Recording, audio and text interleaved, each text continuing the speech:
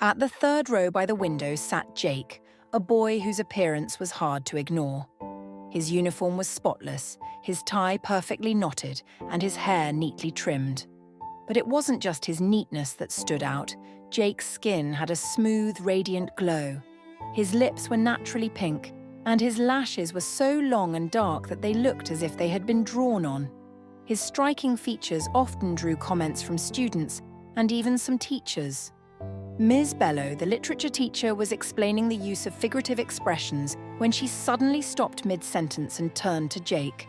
Her eyes narrowed as she scrutinized his face. "Jake," she said sharply, causing the other students to turn and look at him. "Yes, Ma," Jake replied, his voice calm and respectful. Ms. Bellow folded her arms. "Why are you wearing makeup to my class, young man? Stand up and leave my class immediately. Go and wash your face before you come back." Jake's face fell, but he stood up immediately. He didn't want to cause trouble. As he walked out of the classroom, whispers erupted among the students. Some felt sorry for him, while others found the situation amusing. Outside the classroom, Jake leaned against the wall, feeling embarrassed. He didn't understand why people couldn't accept that his looks were natural. He had dealt with similar accusations before, but it always stung. He sighed deeply, trying to focus on the breeze brushing against his face. Inside the classroom, Ms. Bellow continued her lesson. One of the girls, Lily, whispered to her friend, "Jake is too fine for his own good. I think that's why Ms. Bellow is mad." As the bell rang for the next period, Jake returned to the classroom. His face was clean, but he still looked just as radiant. Ms. Bellow gave him a stern look but said nothing as he quietly took his seat. The rest of the day passed uneventfully, but Jake couldn't shake off the embarrassment he had felt earlier. When school ended, Jake walked home with his best friend, Ben. Ben was a cheerful and loyal boy who never failed to stand by Jake's side. As they walked, Ben tried to lighten the mood. "Don't mind Ms. Bellow, Jake. She's just jealous because you're finer than her." Jake laughed despite himself. "You're not serious, Ben. But it's not just her. People are always making comments about how I look. Sometimes I wish I looked ordinary." "Ordinary? No way!" Ben exclaimed. "Do you know how many people wish they looked like you? You should be proud of yourself, Jake. Forget the haters." Jake smiled. Ben always knew how to make him feel better. But deep down, Jake wondered if his appearance would always make him a target for attention, good or bad. The sun hung high in the sky that afternoon, casting a golden glow over Riverside High School. Jake sat under a tree near the school's sports field, his head resting on his knees. It was another day of being sent out of the classroom for reasons he still couldn't fully understand. His friend Ben, ever loyal and concerned, approached him with his usual bright demeanor. "Jake, what's going on again? Why do they keep sending you out of class?" Ben asked, sitting beside him. Jake shrugged, his expression clouded with frustration. "I don't know, Ben. Honestly, I don't. Ms. Bellow says it's because I'm distracting, but I don't do anything to distract anyone. I just sit there and listen." Ben furrowed his brow, thinking for a moment before replying. "This doesn't make any sense. If you're not doing anything wrong, then it's not fair. Have you talked to anyone about this? Maybe you should tell our class teacher. She's usually nice and might understand." Jake looked at Ben doubtfully. "Do you think she'll listen? What if she just tells me the same thing as the others?" "It's worth a shot," Ben said, standing up and pulling Jake to his feet. "Come on, let's go to the staff office. You can explain everything to her. Maybe she'll help." Reluctantly, Jake agreed. The two boys began walking toward the staff office, their polished shoes crunching against the gravel path. Jake felt a mixture of nervousness and hope. Maybe this would finally give him some answers, or at least someone to talk to about his frustrations. As they reached the door to the staff office, they slowed down when they heard voices coming from inside. Two female teachers were speaking in hushed tones, their words carrying through the open window. "That boy Jake is just too handsome," one of them said with a soft laugh. Her voice was unmistakably that of Ms. Faith, a youth corper teaching at the school. "I swear he makes me horny just looking at him." Ben's eyes widened, and he turned to Jake, who stood frozen in place. They exchanged a look of shock before turning their attention back to the conversation inside. The other teacher, Ms. Williams, let out a sigh. "I don't even like him. There's just something about him that annoys me." "Maybe it's the way everyone makes such a big deal about his looks," Ms. Faith chuckled. "Poor boy. It's not his fault, you know. He was just born that way." "I know," Ms. Williams replied. "But still, it's frustrating. I have to maintain order in my classroom, and with Jake there, it's impossible." Jake clenched his fists, his stomach twisting. He had expected to hear some sort of explanation, but not this. He turned to Ben, who looked just as stunned. "Let's go," Jake whispered, stepping away from the window. Ben nodded, and together they walked off, their hearts heavy with unspoken thoughts. As they reached the shade of the tree, Jake sank to the ground and buried his face in his hands. His voice was muffled as he spoke, frustration evident in every word. "Damn, Ben. Why does my face cause so much trouble? I didn't ask to look like this. Why did God make me this way if it was only going to be a burden?" Ben sat beside him, his expression full of concern. "Jake, it's not your fault. You heard them. It's their problem, not yours. They're the ones being unfair, not you." "But I'm the one who has to suffer for it," Jake replied, his voice cracking. "I just want to be treated like everyone else. I don't want to stand out so much. I don't want to be punished for something I can't control." Ben hesitated, unsure of how to comfort his friend. Jake was usually calm and composed even when faced with unfair treatment, but now his emotions poured out like a dam that had finally burst. As the afternoon wore on, the school bell rang, signaling the end of the day. Jake and Ben got up and began walking home together, the day's events still fresh in their minds. Ben, ever the problem solver, couldn't shake off what they'd overheard at the staff office. He turned to his friend, determined to cheer him up. "Jake," Ben started, placing a hand on his shoulder, "I've been thinking about this whole thing, and I think you've been looking at it the wrong way." Jake sighed, his brows furrowed. "What do you mean?" "I mean, you're always upset about how people treat you because of your looks. But what if you used it to your advantage? Instead of feeling like a burden, why don't you find a way to make them like you even more?" Jake frowned. "Use it to my advantage? How? These teachers don't even want me in their classrooms." Ben grinned. "That's where you're wrong, my friend. From what we heard today, some of those teachers don't hate you. They're just overwhelmed by how handsome you are. They don't know how to handle it. But you can turn that around." Jake raised an eyebrow. "And how do you suggest I do that?" Ben smirked. "Miss Faith literally said, 'He makes me horny just looking at him.' That's not hate, my guy. That's someone who's already weak for you. You just need to push a little." Jake's face twisted in thought. "What if she's just trying to use me and then dump me later?" Ben laughed, shaking his head. "No, it doesn't matter.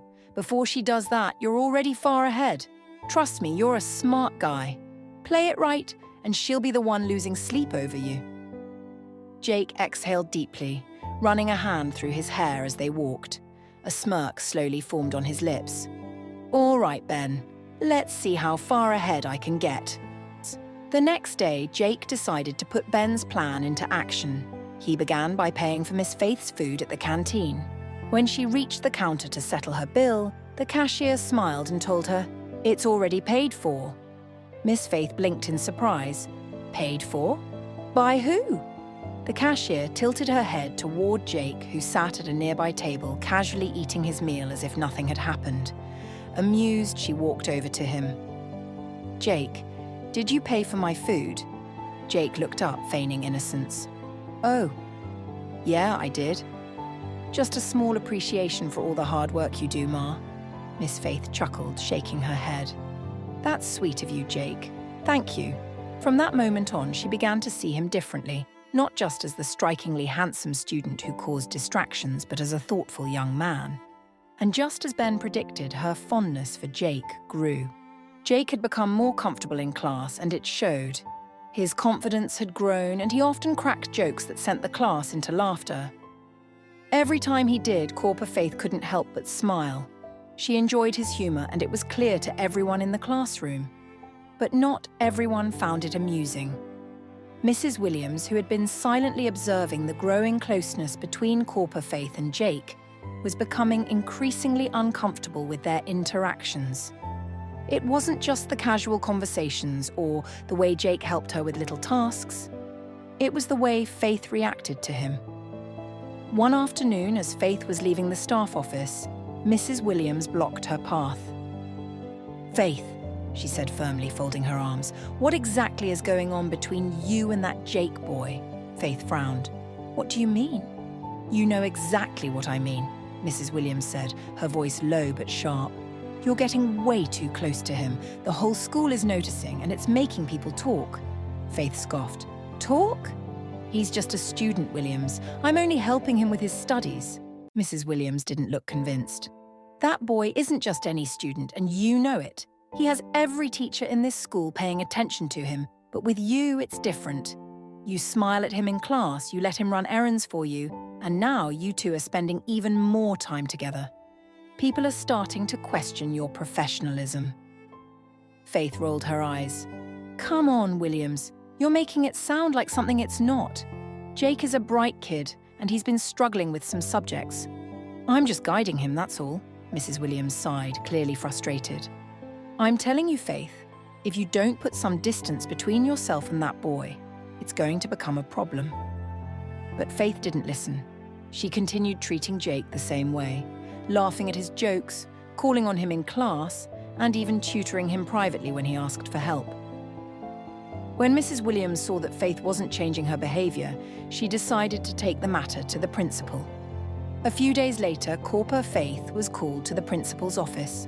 She walked in confidently, but the serious expression on Principal Ade's face made her pause. "Faith, take a seat," he said, his tone measured. She sat down, clasping her hands in her lap. "Sir, is something wrong?" The principal leaned forward, resting his elbows on the desk. "I received a report about your closeness with a student, Jake." Faith's eyes flickered, but she remained composed. "Sir, I don't understand. What exactly is the issue?" Principal Ade exhaled. "You've been seen interacting with him more than usual, laughing at his jokes, spending extra time with him, and allowing him to help you with personal errands. Some of your colleagues believe that this is inappropriate." Faith shook her head. "Sir, with all due respect, Jake is just a student.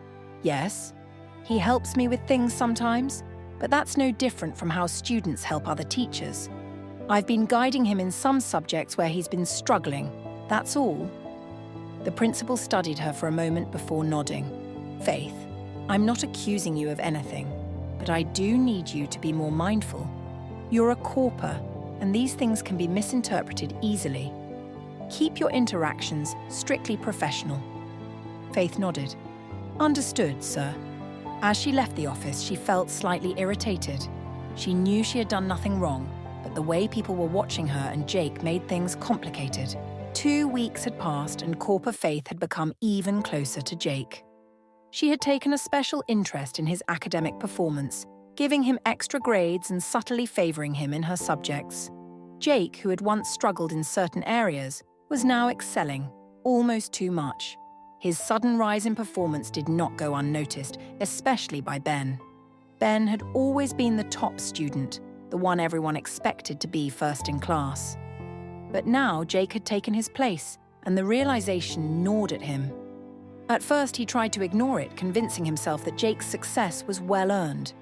But as the weeks went by, it became clear to him Jake was getting special treatment. The more Ben watched, the more he convinced himself that Corper Faith's affection for Jake wasn't just about helping a struggling student. There was something deeper, something inappropriate. He had been the one to encourage Jake to get close to Faith, but now it felt like his own advice had worked against him. Ben decided that if he couldn't get back his spot as number one, he would make sure Jake didn't have it either. The setup. Determined to prove his suspicions, Ben devised a plan. After school, he secretly hid a small camera inside one of the bookshelves in the empty classroom where Jake and Corper Faith usually spent time together. He positioned it carefully, making sure it had a clear view of their usual seats. That afternoon, as students trickled out of the school, Jake and Corper Faith remained behind for their usual quiet study session. Faith was seated at her desk, flipping through some lesson notes, while Jake sat beside her listening intently.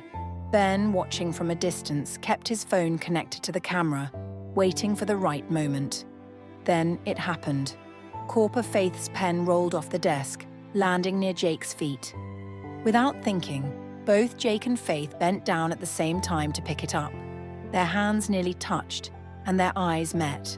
For a brief moment, the world around them seemed to pause. There was a strange tension in the air, an unspoken connection in the way their gazes locked. And that was all Ben needed. Click.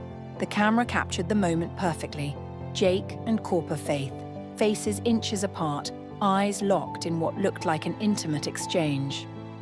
Ben smirked as he checked the footage on his phone. He didn't need anything more.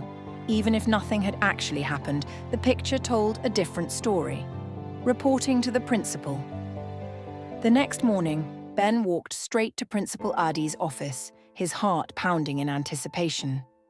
"Sir, I have something very important to show you," he said, handing over his phone. The principal raised an eyebrow and took the phone, playing the footage.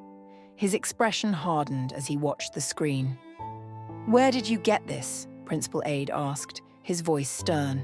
Ben hesitated for a moment, then answered, "Sir, I set up a camera because I suspected something inappropriate was happening between Corper Faith and Jake. I didn't want to assume, so I decided to get proof first." The principal looked at the screen again. Though nothing explicitly wrong had happened, the picture suggested otherwise. "This is serious," Principal Ade muttered. "If this spreads, it could ruin the reputation of the school and of Corper Faith." Ben folded his arms. "Sir, I just thought you should know. It's not fair to the other students if a teacher is favoring one student over others." Principal Ade nodded, his face unreadable. "Leave this with me. I will handle it." As Ben walked out of the office, a smug smile played on his lips. He had set Jake up perfectly. But what he didn't know was that things were about to take a much darker turn. What happens next? Will Jake be able to clear his name, or has Ben's betrayal sealed his fate? And what will Corper Faith do when she realizes she's been set up? Please like, comment, and subscribe, and wait for part 2 to uncover the truth behind the setup, the secrets lurking in Riverside High, and the shocking twists that will change everything. Thank you for watching.